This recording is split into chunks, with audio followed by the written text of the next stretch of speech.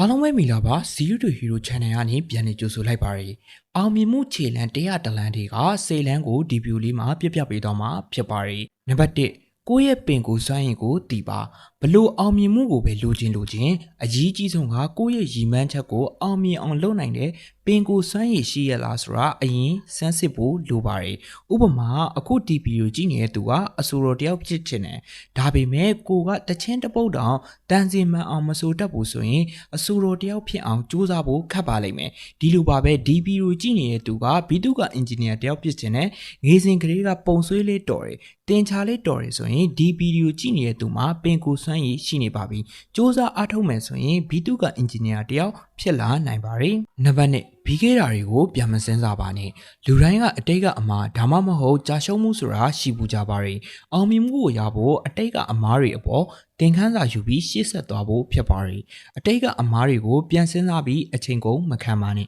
သင်ခန်းစာယူပြီးတူညီတဲ့အမားမျိုးထပ်မမအောင်မကန်တဲ့ဆုံးဖြတ်ချက်တွေချပါနံပါတ်3စိတ်ကူးရင်အိမ်မက်ရှိရပါမယ်အောင်မြင်မှုကိုရဖို့စိတ်ကူးရင်အိမ်မက်ကစရပါမယ်ကိုယ့်ရဲ့ဘဝကိုဘယ်လိုပုံစံနဲ့ဖြတ်တန်းချင်တာလဲကိုယ့်ရဲ့ဘဝမှာလူသားတွေအတွက်ဘာကောင်းကျိုးလုပ်ပေးချင်တာလဲဆိုတော့ကိုမလိမ်မညာပဲစဉ်းစားကြည့်ပါကြီးကြီးကျယ်ကျယ်စဉ်းစားပြီးစိတ်ကူးရင်နိုင်အောင်စိတ်ကိုလွတ်ပေးလိုက်ပါနံပါတ်4လုပ်ငန်းအစီအစဉ်ဆွဲပါစီးပွားရေးလုပ်ငန်းတစ်ခုလုပ်တော့မယ်ဆိုရင်ပထမအဦးဆုံးအချက်အနေနဲ့ဘယ်လိုလုပ်ရမယ်ဆိုတဲ့အစီအစဉ်ကိုဆွဲရပါမယ်ကိုယ့်ရဲ့ကိုယ်ပိုင်ငွေချင်းနဲ့စားလုပ်သူဖြစ်စေရင်းနှီးမြှုပ်နှံမဲ့သူကိုခေါ်သည်ဖြစ်စေဒီအစီအစဉ်ရှိမှအောင်မြင်မှုကိုရပါလိမ့်မယ်ဈေးကွက်ချင်းထွင်မဲ့အစီအစဉ်တွေငွေကြေးလေပတ်မှုအစီအစဉ်တွေအနည်းဆုံးရှိရပါမယ်ရင်းနှီးမြှုပ်နှံမဲ့သူကိုရှာမယ်ဆိုရင်အရေးကြီးဆုံးလိုအပ်တဲ့စာရေးစာတမ်းကလုပ်ငန်းအစီအစဉ်ပါပဲကိုလိုချင်တဲ့အောင်မြင်မှုကစီးပွားရေးလုပ်ငန်းမဟုတ်ပဲ MBA ဘွဲ့ရချင်တယ်ဆိုရင်ဘေးအချိန်မှာဘာလုပ်ရမယ်ဆိုရဲအစီအစဉ်လောက်တော့အနည်းဆုံးလိုပါလိမ့်မယ်ဒါမှလည်း MBA ဘွဲ့ကိုရအောင်စူးစမ်းနေချိန်မှာလမ်းကြောင်းမှန်ပေါ်မှာရှိရလားဆိုတာကိုစမ်းစစ်နိုင်ပါလိမ့်မယ်နံပါတ်5လွယ်လွယ်နဲ့လက်မမြောက်ပါနဲ့အောင်မြင်မှုကိုရဖို့ဇွေးရှိရပါမယ်။ဇွေးကအရေးကြီးပါတယ်။ကဘာကျော်သိပ္ပံပညာရှင်ကြီးသောမတ်အက်ဒီဆင်ဟာမီးလုံးထစ်မှာထည့်ရမယ့်တင်းလျော်တဲ့မီးစာကိုရဖို့အကြိမ်1000ကျော်စမ်းသပ်ပြီးမှရခဲ့တာပါ။ဘလို့အခက်ခဲဖြစ်ပါစေဇွေးရှိနဲ့စူးစမ်းနေတဲ့မအောင်မြင်သေးတာပဲရှိတာပါ။လက်မြောက်လိုက်ရင်တော့ကြာရှုံးပြီဆိုတာမမေ့ပါနဲ့။နံပါတ်6မဖြစ်အောင်လုံးမယ်ဆိုတဲ့စိတ်သက်ဒီစိတ်သက်ကအောင်မြင်မှုကိုရစေပါတယ်။ကိုယ့်ရဲ့အခင်းဆုံးတငယ်ချင်းဒါမှမဟုတ်မိသားစုဝင်တယောက်ကစိတ်ကောင်းစေတနာကောင်းနဲ့အခြားအလုပ်တစ်ခုကိုပြောင်းလို့ဖို့အကြံပေးလာနိုင်ပါတယ်။နားမယောင်ပါနဲ့ဒီအချိန်မှာမဖြစ်အောင်လုပ်မယ်ဆိုတဲ့စိတ်ဓာတ်ကအရေးကြီးပါတယ်။ကိုယ့်ရဲ့ရည်မှန်းချက်ကိုပဲ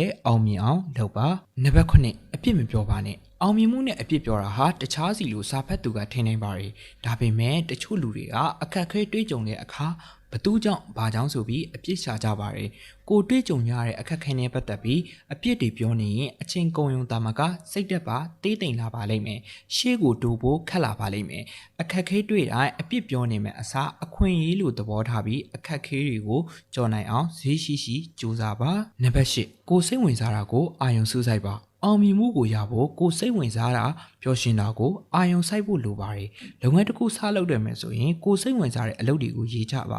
ါစိတ်ဝင်စားတဲ့အလုပ်တွေပြီးမှကိုယ့်ရဲ့ကျွမ်းကျင်မှုအဆင့်တွေကိုရေးပါကိုစိတ်ဝင်စားတဲ့အလုပ်ဖြစ်ပြီးကျွမ်းကျင်မှုအဆင့်အမြင့်ဆုံးအလုပ်ကိုစလုပ်ပါစလုပ်လိုက်တာနဲ့ပျော်ရွှင်မှုစိတ်ဝင်စားမှုတွေကြောင့်အရှင်ရလာပြီးအောင်မြင်မှုကိုရဖို့လမ်းကြောင်းမှန်ပေါ်ရောက်သွားပါလိမ့်မယ်နံပါတ်9ပတ်ဝန်းကျင်အခြေအနေကိုပြောင်းလဲပါပတ်ဝန်းကျင်အခြေအနေကိုလက်ခံမလားဒါမှမဟုတ်ပြောင်းလဲမလားဆိုတ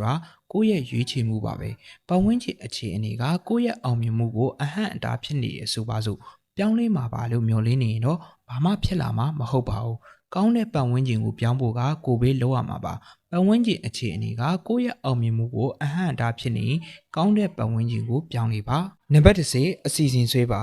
စီးပွားရေးလုပ်ငန်းကြီးတစ်ခုတည်ထောင်တာပဲဖြစ်ဖြစ်ကိုယ်အလဲချိန်ရောချဖို့ပဲဖြစ်ဖြစ်ဘလို့လုပ်ရမယ်ဆိုတဲ့အစီအစဉ်ဆွဲပါရည်မှန်းချက်တွေအရေးကြီးတဲ့ရက်စဲတွေလုပ်ရမယ့်လုပ်ငန်းတွေအနည်းဆုံးပါပါမယ်ဒါမှသာလုပ်ရမယ့်လုပ်ငန်းတွေအချိန်မီပြီးရလားရည်မှန်းချက်တွေပြည့်မီဖို့နီးပြီလားဘာတွေစူးစမ်းဖို့လိုသေးလဲဆိုတော့ကိုယ့်ရဲ့လုပ်ငန်းတိုးတက်မှုကိုအချိန်နဲ့အမျှသိနိုင်မှာဖြစ်ပါတယ်ဒီဗီဒီယိုလေးကိုအဆုံးထိကြည့်ပြီးပြီဆိုတော့မိမိတို့အတွက်အကျိုးတုံစုံတရားရနိုင်မယ်လို့ကျွန်တော်မျှော်လင့်ပါတယ